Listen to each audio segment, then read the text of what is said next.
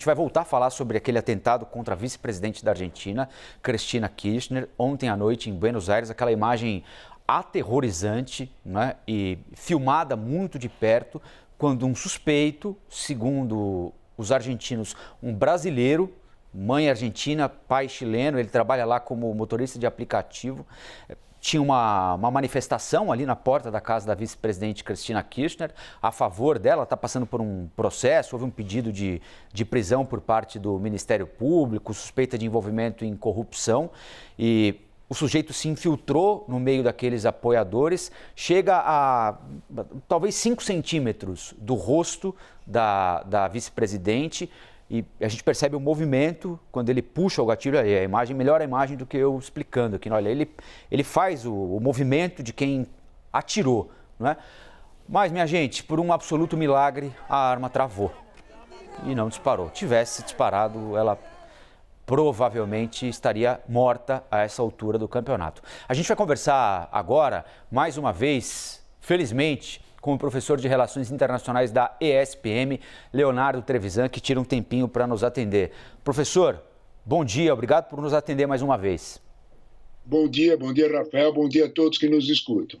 Professor, a imagem é absolutamente chocante, assustadora, aterrorizante. A Argentina vive já há muito tempo também um clima de violência política que voltou a escalar alguns degraus a partir do momento do pedido de prisão contra a vice-presidente Cristina Kirchner. A gente ainda não sabe as razões, não sabe os motivos que levaram esse sujeito a tentar o assassinato dela, mas o senhor imagina que essa escalada na temperatura lá também, assim como acontece aqui, estimula o surgimento desses assassinos em potencial, professor?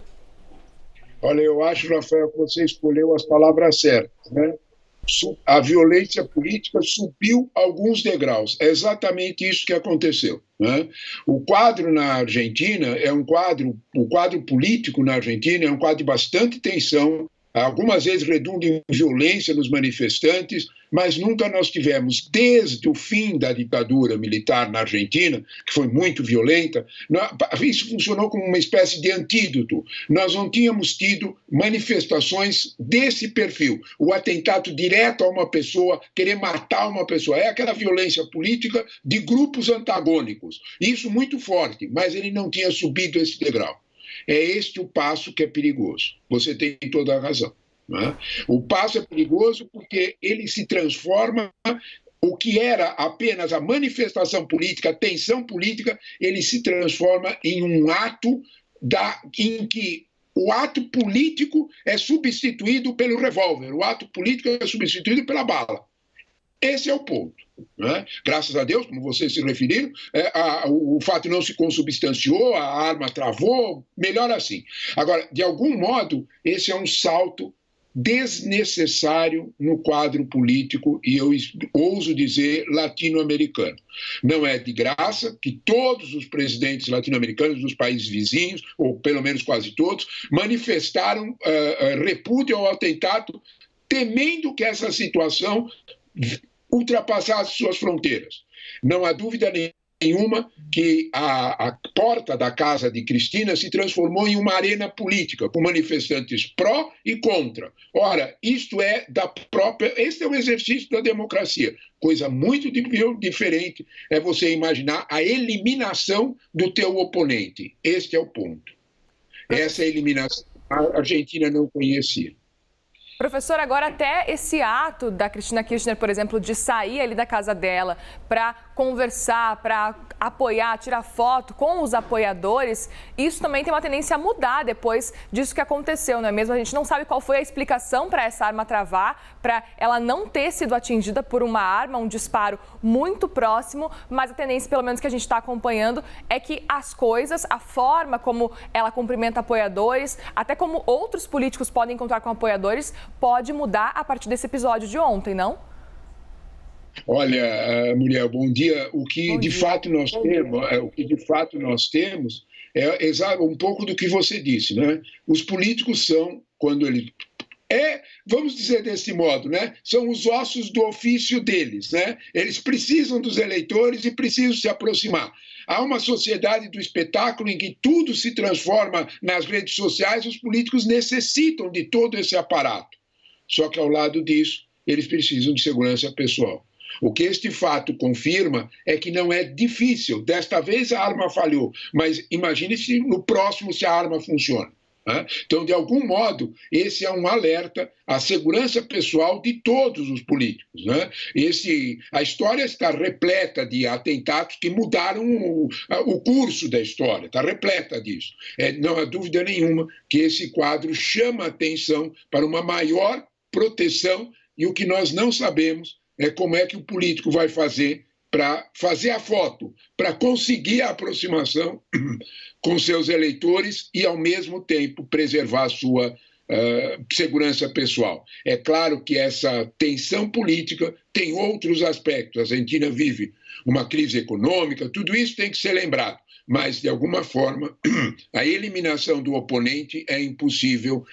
De algum modo, isso não é jogo democrático, isso não faz parte da democracia.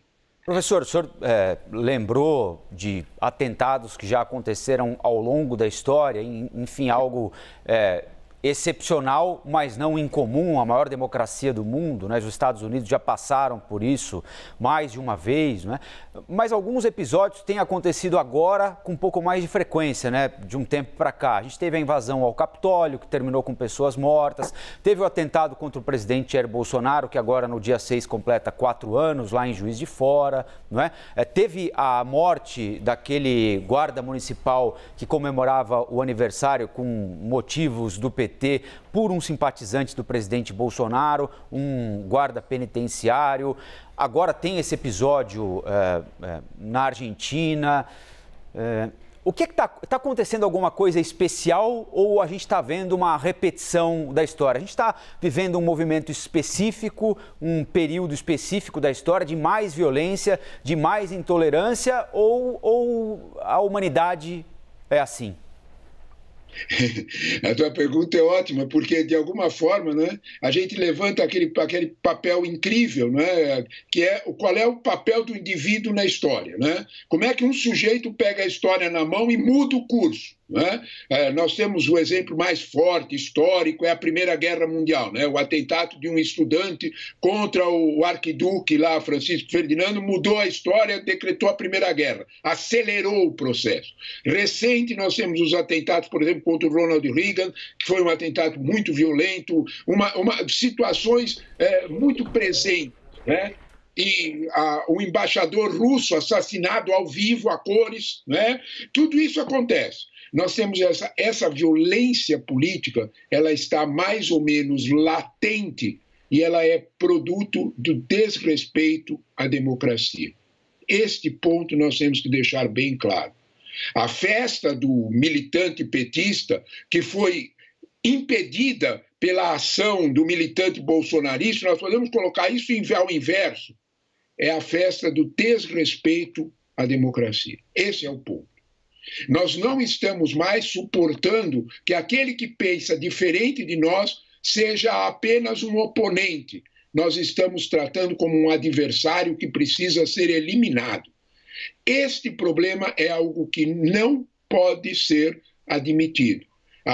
Este ato contra a Cristina Kirchner, que por graças não teve consequências mais graves, é evidente que ele tem que servir como um alerta para que os ódios políticos sejam contidos e sejam substituídos pelo debate. Isso é muito difícil numa época de redes sociais acirradas, isso é muito difícil numa época de extrema polarização, claro que é, mas é também papel do Estado, papel das instituições, papel inclusive até mesmo da mídia, fazer isso que vocês estão fazendo. Esse alerta de que isto não faz parte do jogo democrático. Ele é a oposição ao jogo democrático, ele é o fim da democracia. E as consequências todos nós sabemos quando a democracia termina. Todos vivem pior. Nós conversamos com o professor de Relações Internacionais da ESPM, o Leonardo Trevisan. Professor, muito obrigada por conversar com a gente. O senhor é sempre muito bem-vindo aqui na CNN. Obrigada. Obrigado a vocês. Obrigado, Muriel. Obrigado, Rafael, pelo convite. Bom dia a todos. Obrigada, bom dia.